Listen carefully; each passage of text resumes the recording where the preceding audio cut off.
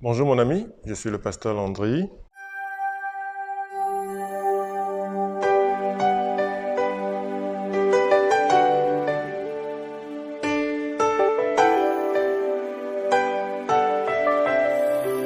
De Luc,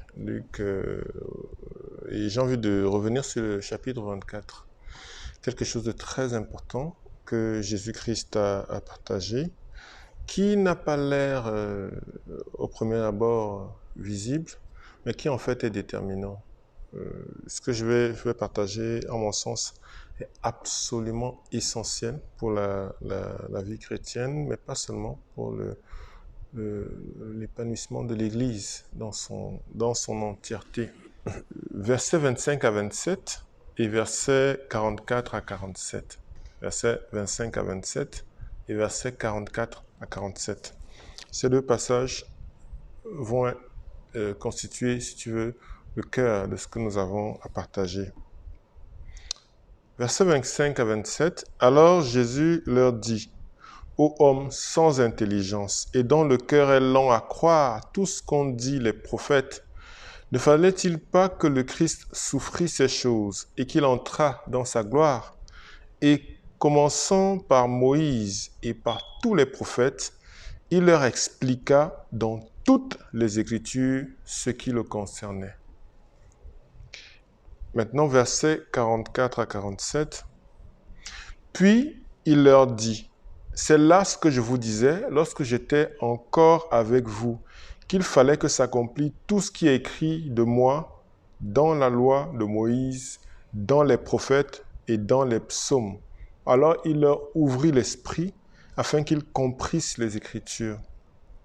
Et il leur dit: Ainsi il est écrit que le Christ souffrirait et qu'il ressusciterait des morts le troisième jour, et que la repentance et le pardon des péchés seraient prêchés en son nom à toutes les nations, à commencer par Jérusalem. Je vais continuer.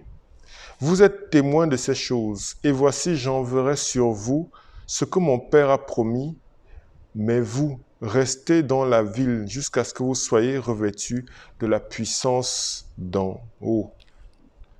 Donc, là, c'est verset 44 finalement à 49. Nous avons un peu lu des textes à propos de ce que Jésus-Christ a dit après sa résurrection selon le livre de Luc. Le chapitre 24 du livre de Luc, de l'évangile de Luc, est le livre qui retrace un peu la résurrection de Jésus, les événements après la résurrection de Jésus. Et nous avons donc lu exactement, à peu près, parce qu'il y a d'autres passages qu'on n'a pas lus, ce que Jésus dit. Mais je vais vous situer le contexte. Ceux qui me suivent savent que j'ai généralement l'habitude de situer le contexte du texte. Nous sommes le dimanche matin. Tôt le matin, les maris, avec les femmes, quelques femmes, vont avec des aromates, elles vont à la tombe, parce qu'elles veulent embaumer Jésus selon la coutume des Juifs. Elles s'interrogent: qui va nous rouler la pierre? Parce qu'il y a une pierre énorme qui a été placée devant la tombe. Lorsqu'elles arrivent, elles trouvent le tombeau vide. Le tombeau est vide. Elle trouve deux personnes, deux figures, deux personnages, en tout cas ces deux anges, qui leur dit: pourquoi cherchez-vous le vivant parmi les morts? Il n'est pas ici. Souvenez-vous de ce qu'il vous disait: il faut que le Fils de l'homme soit livré entre les mains des pécheurs, qu'il soit crucifié et qu'il ressuscite le troisième jour. Et donc elles ont fui de peur, c'est ce que Luc relate, et elles sont allées raconter aux 11 ce qui s'était passé. Il y avait parmi elles Marie de Magdala, Jeanne, Marie, mère de Jacques, et les autres qui étaient avec elle. Les 11 et les autres disciples n'ont absolument pas cru ce qu'elles ont dit en prenant cela pour des rêveries de femmes. Et donc, dans le cours de ces événements, deux disciples rentrent à Emmaüs, qui est situé à 12 km. de Jérusalem.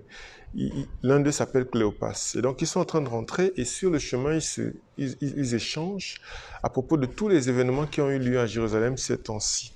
Et donc, Jésus apparaît, Jésus se trouve là et s'approche d'eux. Ils ne le reconnaissent pas. Et il leur demande de quoi vous discutez, de quoi vous vous entretenez. Et eux de lui répondent, mais es-tu la seule personne qui ne sait pas ce qui s'est passé à Jérusalem ces temps-ci? Et Jésus de dire, qu'est-ce qui s'est passé? Ils vont donc dire qu'il y avait un Jésus de Nazareth qui était un prophète puissant en œuvre et en parole, devant Dieu et devant tout le peuple, qui a été pris et condamné à mort, livré par les sacrificateurs et condamné à mort, et qui a été finalement crucifié. Ils avaient espéré que c'est lui qui les délivrerait des Romains. Mais cela n'a pas été. Sauf qu'il y a des événements assez étonnants qui ont suivi. Les femmes du milieu d'eux sont allées à la tombe et sont revenues dire qu'elles n'ont pas trouvé le corps et la tombe était vide et qu'il est ressuscité. Ils n'ont pas cru, mais quelques personnes qui sont allées voir ont constaté les choses telles que les femmes leur ont dit. C'est à peu près ça, le contexte. Et Jésus donc de dire aux hommes sans intelligence et dont le cœur est lent à croire tout ce qu'ont dit les prophètes. Ne fallait-il pas que le Christ souffrit ces choses et qu'il entrât dans sa gloire? Et en commençant par Moïse et par tous les prophètes, il leur expliqua dans toutes les Écritures ce qui le concernait. Le thème de ce petit partage, ou bien l'élément fort, le message fort de ce partage, c'est celui-ci. Jésus-Christ est le thème central de toutes les Écritures. De toutes les Écritures. Et en fait, lui-même le dit. Lui-même le dit.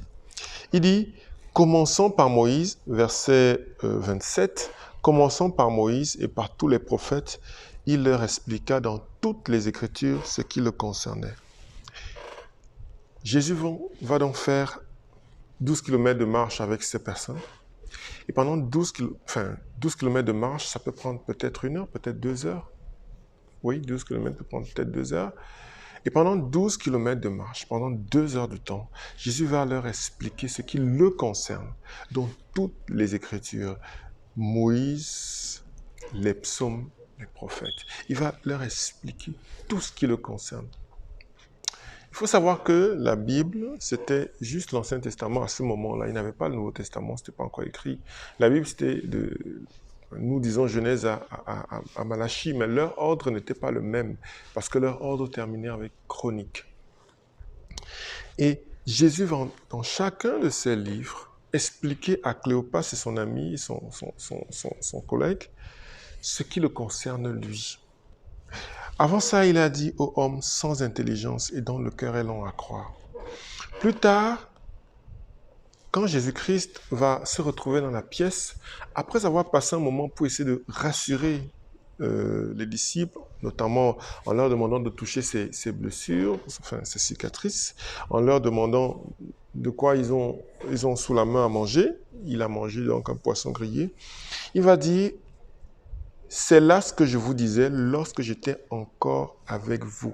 Donc il résume tout ce qu'il leur a dit pendant qu'il était avec eux, qu'il fallait que s'accomplisse tout ce qui est écrit de moi dans la loi de Moïse, dans les prophètes et dans les psaumes. Tout ce qui est écrit de moi il faut que ça s'accomplisse. Tout ce qui est écrit de moi dans la loi de Moïse, dans les prophètes et dans les psaumes. Alors il leur ouvrit l'esprit afin qu'ils comprissent les Écritures et il leur dit, ainsi il est écrit que le Christ souffrirait et qu'il ressusciterait des morts le 3e jour. À ce moment donné, il leur ouvre l'esprit pour comprendre les Écritures. Et se peut-il que comprendre les Écritures ici, c'est comprendre dans chacun de ces livres de les Écritures,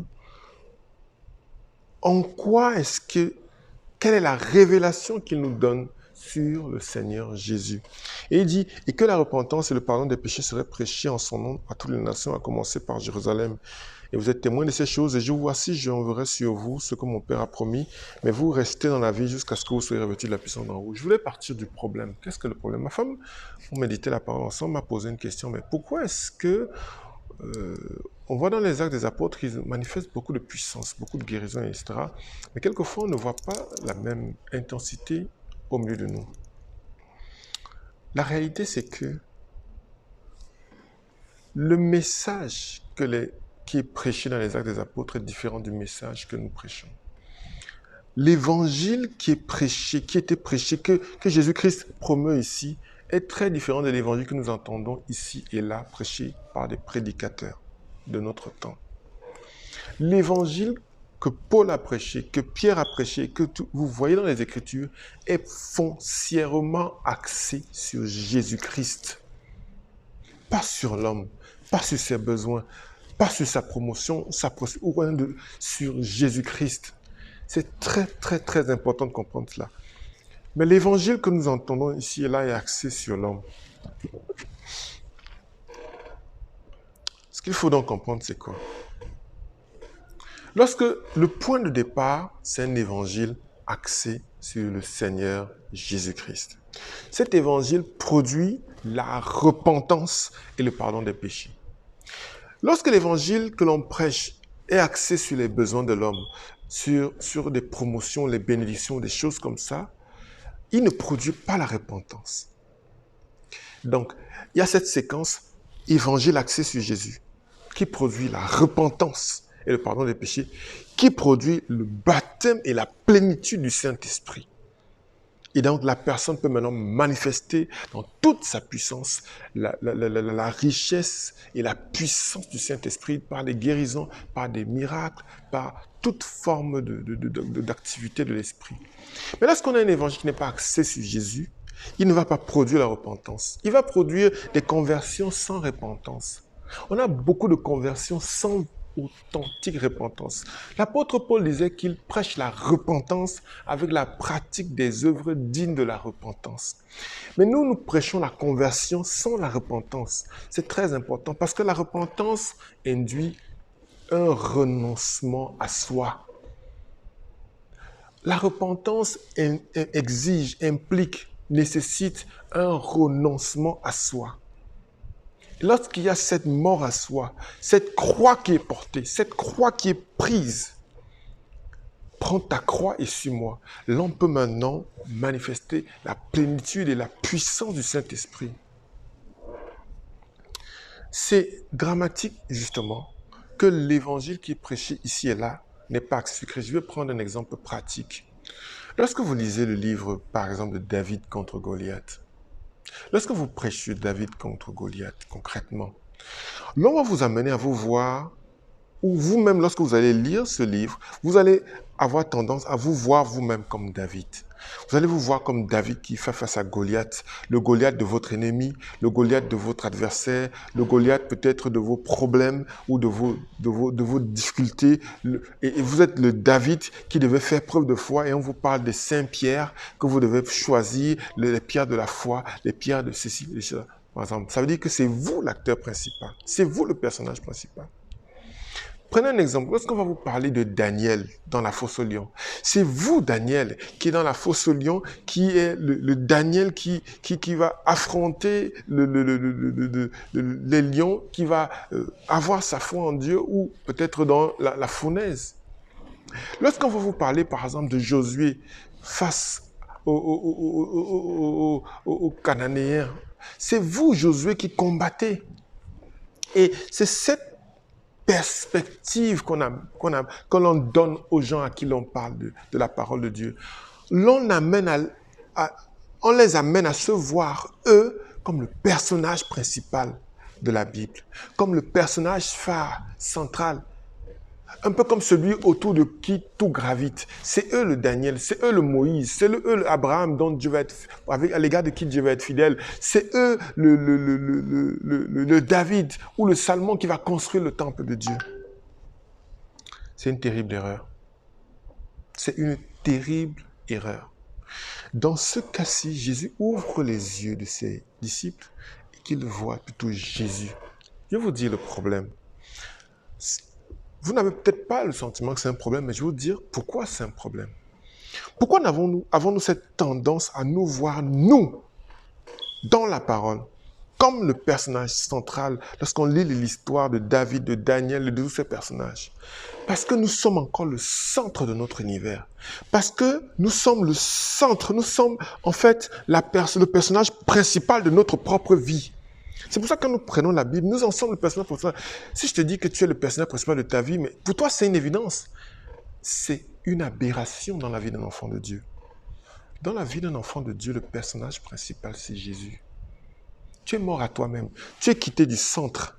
Et c'est Jésus qui est au centre. Tu es quitté du trône de ton cœur, du trône de ta vie. C'est Jésus qui est sur le trône de ta vie. À telle enseigne que quand tu rouvres la Bible et quand tu sondes les Écritures, ce n'est pas toi que tu cherches. Tu ne te cherches pas, tu cherches Jésus. Le problème, c'est que l'homme est encore au centre. Il est encore au cœur de son système de pensée, de son univers, de son monde. Il est au cœur de son monde. Il a les rênes. C'est lui le personnage central. C'est lui autour de qui tout gravite. Tout est par rapport à lui. Tout est pour lui. Tout est par rapport à lui. Dieu a fait des choses pour lui, par rapport à lui. C'est une terrible aberration. Dieu a tout fait pour Jésus, par rapport à Jésus. La Bible a été écrite pour Jésus. La Bible a été écrite exclusivement par rapport à Jésus. Lorsque la Bible, Dieu inspirait la Bible, ce n'est pas à toi qu'il pensait, c'est à Jésus-Christ. Ce n'est pas toi qui devais être le personnage de lui. Ce n'est pas toi le Daniel. Ce n'est pas toi le Joseph. Ce n'est pas toi le David. C'est Jésus. C'est Jésus. Quelqu'un me dira, et ma femme m'a posé la question, mais quand je me vois comme Daniel ou Joseph qui a été intègre, ça m'aide à devenir intègre. Ou quand je me vois comme Daniel qui a été dans la fausse union, ça m'aide à avoir la foi pour... Ce n'est pas cela. Daniel est mort. Joseph est mort. Moïse est mort. David est mort. Ils sont tous morts. Tu ne peux pas être connecté à eux. En fait, lire la Bible, ce n'est pas des préceptes moraux que l'on essaie de copier. Non. Ce n'est pas des préceptes moraux que tu essaies de mettre en pratique, non. Parce que dans l'islam et dans tous les livres du bouddhisme ou de d'autres livres, c'est la même chose. Ils ont des préceptes moraux, tu peux les lire et les copier. Lire la Bible, c'est différent. Je te dis comment est-ce que la Bible te transforme. Il y a deux façons de lire. Donc si tu lis la Bible en essayant de te voir toi au travers de Daniel, de David, de tous ces personnages, tu te mires avec des personnes, tu te mires vis-à-vis des personnes qui sont mortes. Daniel est mort, David est mort, Josué est mort, Moïse est mort. Comme le prophète Mahomet est mort ou Bouddha est mort. Essayer de copier, c'est par tes propres forces que tu vas essayer de limiter. Ça n'a aucun sens. Tu ne peux pas vivre la Bible comme ça. Cette façon de lire la Bible est une mauvaise façon, elle ne produit pas la vie. Voici comment tu dois lire la Bible, selon ce que le Seigneur nous enseigne. Lorsque tu ouvres la parole de Dieu, lorsque tu as renoncé à toi-même, lorsque tu n'es plus le centre, lorsque tu n'es plus le personnage principal de ton univers, et que c'est Jésus-Christ, lorsque tu lis, tu cherches Jésus. Tu cherches Jésus dans le parcours de Daniel, tu cherches Jésus dans le parcours de David, tu cherches Jésus dans le parcours de Joseph, tu cherches Jésus dans le parcours d'Abraham, tu cherches Jésus dans les épreuves de Job. Et lorsque tu trouves ce Jésus, tu es connecté spirituellement avec ce Jésus parce qu'il est vivant. Il est vivant. Tous les autres sont morts. Lui, il est vivant. Il vit dans la parole. Et quand tu es connecté à ce Jésus, sa vie est transposée dans ta vie.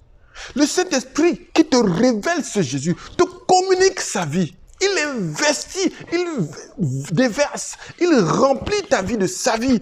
Et tu commences à manifester la vie de Jésus. Ce Jésus à qui tu es connecté au travers de la parole. C'est comme cela. C'est de cette façon qu'on lit la Bible. C'est pour ça que lorsque nous avons appris à lire la Bible en nous cherchant dans la Bible, c'est une terrible erreur.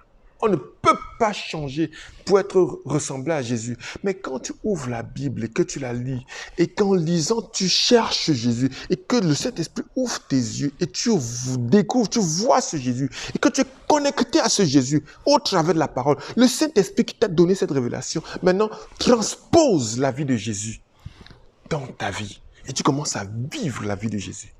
C'est ça la bonne lecture. C'est cela exclusivement la bonne lecture. C'est pour ça que dans Luc 24, Jésus-Christ est ressuscité. Et la chose qu'il fait, c'est qu'il ouvre l'intelligence de ses disciples afin qu'ils comprennent les Écritures. Et ici, comprendre les Écritures signifie avoir la révélation de vous, de Jésus, de qui est Jésus au travers des Écritures. Quand je lis de Genèse à Apocalypse, je vois le Seigneur Jésus. Le Saint-Esprit de Dieu me donne la révélation du Seigneur Jésus dans chaque aspect de sa personne. Et je suis connecté à ce Jésus. Et le Saint-Esprit déverse, me connecte à ce Jésus qui est vivant. Et sa vie est impactée sur la mienne. Et je vis cette vie à laquelle je suis connecté au travers des Écritures, en lisant les Écritures. Voilà comment nous sommes appelés à lire la parole de Dieu. Et c'est fondamental. Parce que lorsqu'on a un évangile, donc, qui n'est pas axé sur Jésus, il ne produit pas la repentance. Et comme on n'a pas de repentance, ça ne produit pas la plénitude et le baptême du Saint-Esprit. C'est déterminant. On a un évangile axé sur les besoins de l'homme, sur les désirs de l'homme, sur les aspirations de l'homme, sur les préoccupations de l'homme, qui produit quoi? Qui produit une conversion sans repentance. Conversion intellectuelle, psychologique, sentimentale. Qui produit quoi? Qui produit les efforts. Sauf que ces efforts-là ramènent seulement au péché. Et voilà pourquoi est-ce que beaucoup de personnes font tous leurs efforts, mais continuent de vivre dans le péché. Ils n'arrivent pas à se débarrasser de tel ou de tel péché. Ils sont chrétiens, mais ils sont liés par toute forme d'addiction à la pornographie, au vol, à la colère, à la violence, au manque de pardon, à toute forme de choses. Tout est sapé dès le départ. Dès le départ, on n'a pas cet évangile authentique axé sur Jésus et axé sur sa croix. Et ça ne produit pas de repentance authentique. C'est extrêmement dramatique et c'est extrêmement grave. L'Église doit revenir à l'évangile. L'Église doit réapprendre. Nous sommes comme les disciples d'Emmaüs qui devons réapprendre au travers de la parole de Dieu, au travers de la Bible, la parole de Dieu, réapprendre à avoir les yeux ouverts et à voir le Messie, le Seigneur Jésus. Et être connecté à ce Seigneur Jésus. Et laisser le Saint-Esprit nous communiquer sa vie, nous communiquer cette vie qui va nous transformer. Mais pour ça, nous devons rester à la croix. Notre moi, notre vieil homme doit être crucifié. Nous devons renoncer à nous-mêmes. Si nous lisons la Bible étant le centre de notre univers, nous allons toujours nous projeter dans la Bible. Mais si nous lisons la Bible en laissant Christ être le centre, Christ être sur le trône, en renonçant à nous-mêmes, en mourant à nous-mêmes. Je ne suis pas le héros. Je ne suis même pas le second rôle. C'est Jésus le héros. C'est pas toi le héros. C'est pas toi le personnage principal. C'est Jésus. Et quand tu lis la Bible de cette façon, avec Christ au centre, cette vie est transposée dans la tienne. Il devient le centre de ta vie. Tu ne mens plus. Tu ne pêches plus. Tu es libre du péché. La vie du Saint-Esprit se manifeste au travers de toi. La puissance du Saint-Esprit se manifeste au travers de toi. Et tu marches en nouveauté de vie. Voilà ce que Dieu attend de nous. Voilà la volonté de Dieu pour toi. Et ma prière pour toi, c'est que tu entres dans cette révélation. Que tes yeux s'ouvrent. Que le Saint-Esprit ouvre ton intelligence pour que tu comprennes la parole de Dieu et que tu la mettes en pratique. Que tu sois connecté. Ce n'est pas juste l'intelligence, mais c'est la puissance du Saint-Esprit qui se communique à toi par la révélation de qui est le Seigneur Jésus-Christ dans la parole de Dieu. C'est ma prière pour toi aujourd'hui. Que Dieu te bénisse. Amen.